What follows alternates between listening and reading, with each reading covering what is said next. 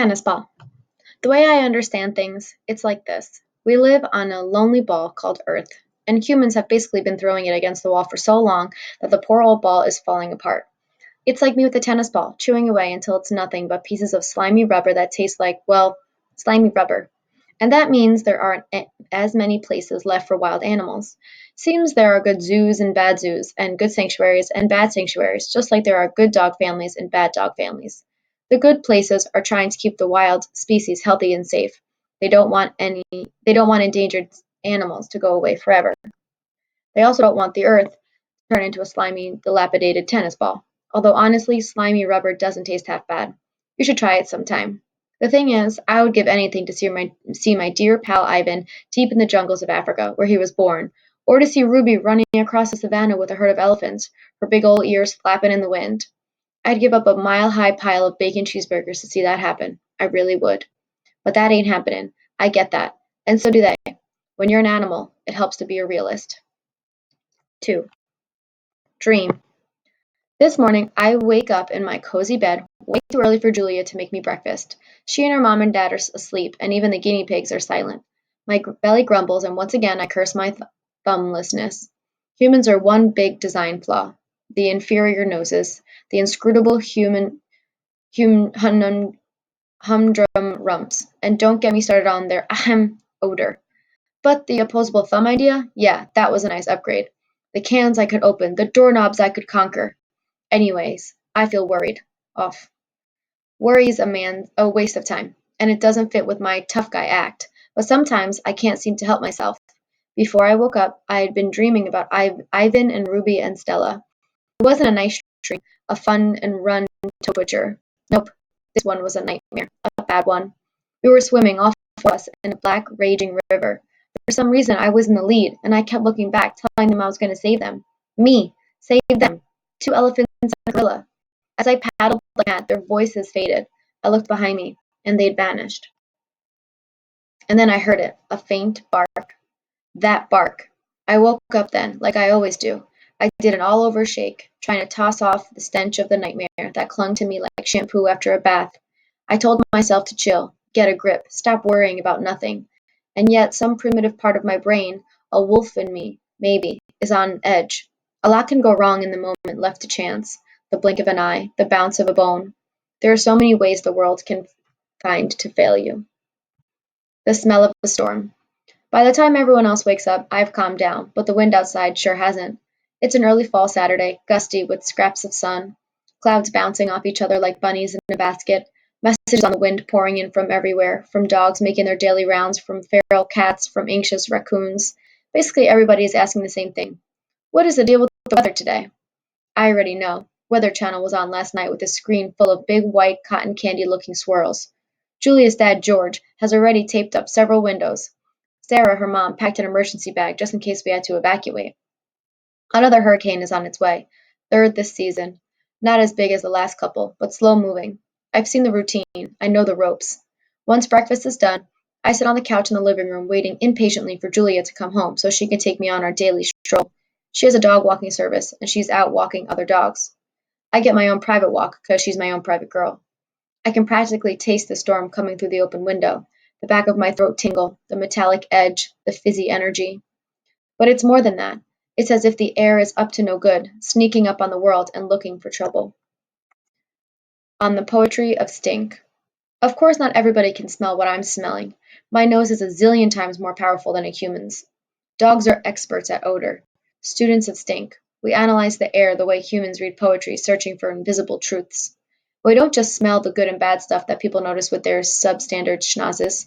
The usual suspects, popcorn and lilacs and freshly sharpened pencils, diapers and Brussels sprouts and freaked out skunks. No, our noses get it all. The whole shimmery double rainbow in April. Humans, they're lucky to get a cloudy day in November. We get that molecule of roast beef dancing on the wind 50 miles from the tidy kitchen where it just slid out of the oven. We get the cherry lollipop under the back seat of the Honda 16 cars up on the highway at rush hour.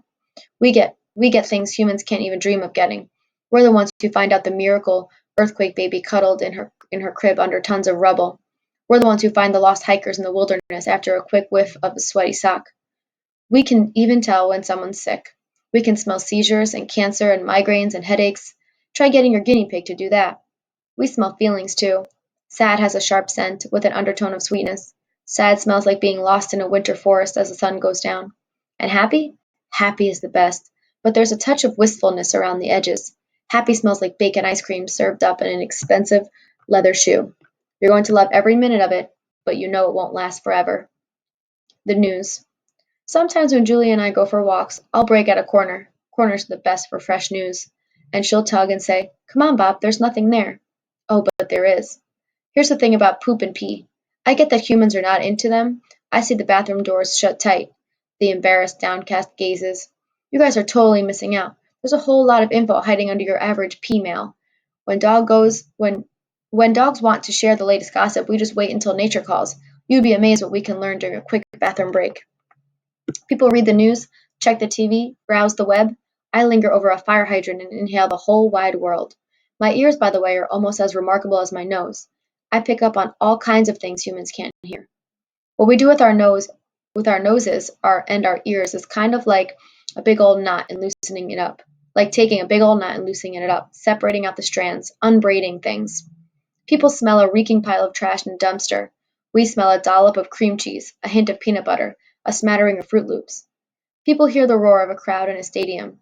We hear a train of whiny 4-year-olds, a whisper of worried superfan, and a note of a grumpy hot dog vendor. Man, dogs are cool. Snickers. While I watch from my perch on the back of the couch, Julia passes by on the sidewalk. George asked her to keep her dog walking routine close to home in case the weather changes. She's wearing a shiny purple raincoat and leading 3 dogs, a goofy mutt named Winston, a timid dachshund named Oscar Mayer, and her, Snickers, an old nemesis of mine.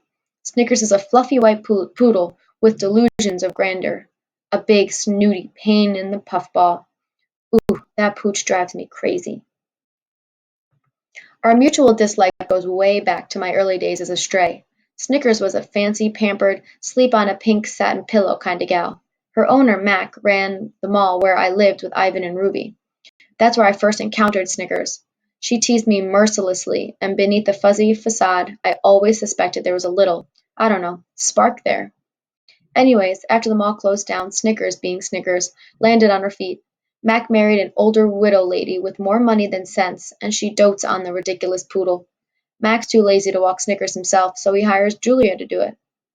"Looking good, Snick baby," I call through the open window as she gives me her curled lip, squinty eyed face, which, come to think of it, is pretty much how she always looks.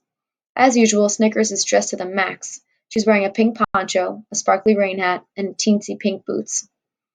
Those boots were made for Macken, I add for good measure. It feels good, giving her some grief, but before I can relish in the moment, another annoying acquaintance of mine appears. Nutwit. Nutwit, the gray squirrel who lives in the live oak in our front lawn, jumps to a lower branch, looking at me with barely concealed pity. I hate pity, especially the barely concealed kind. "I don't know why you taunt her," he says. "You're hardly in a position to talk, Bob. You are Snickers. Come over here to the window and say that. So you can what, drool me to death?" "Are you aware that my best friend is a gorilla?" I ask. "You would make fantastic ape chow, dude." Nutwit reaches for a dangling acorn and yanks it free. "I thought gorillas were vegetarians." "Ivan eats termites," I say. "He might make an exception for you." "Face it, Bob, you're soft. You're one step away from your own pink rain boots." "He had a point," says Minnie. "He has a point," says Minnie, one of the family's guinea pigs from her cage next to the TV. "No, he doesn't," says Moo, her cage mate. "Yes, he does," Minnie squeaks. "Doesn't. Does. Does. Doesn't." Minnie pauses. "Wait, you tricked me." The guinea pigs rarely agree on anything. Nutwit leaps over to the window ledge, acorn in paw. He presses his tiny, twitchy nose to the screen. "You couldn't last a day out here, Bob. Some of us have to live by our wiles." "Hey, I lived on the street longer than you've been alive." Nutwit nibbles his acorn. He's quite the prissy eater. "Whatever you say, Bob." "I say scram." "Fine, hint taken. Anyway, storm's en route. I should be stocking up on my nut stash while I can." Nutwit gives me a wise guy look. That's how we do it in the real world. He scampers off with an acrobatic flourish. Squirrels never do a simple jump when a quadruple backflip cartwheel is an option. "You're full of it," I say to nobody in particular. "We're full of it," says Minnie. Yes, we're extremely full of it, says Moo, and they popcorn in agreement. Guinea pigs hop up and down when they're happy. It's called popcorning, and it's totally ridiculous. You're happy, wag your tail like a real mammal. I am not soft, I mutter, nosing my protruding belly. I leap with effort off the couch, then I head to the bathroom for a good long drink from the water bowl of power.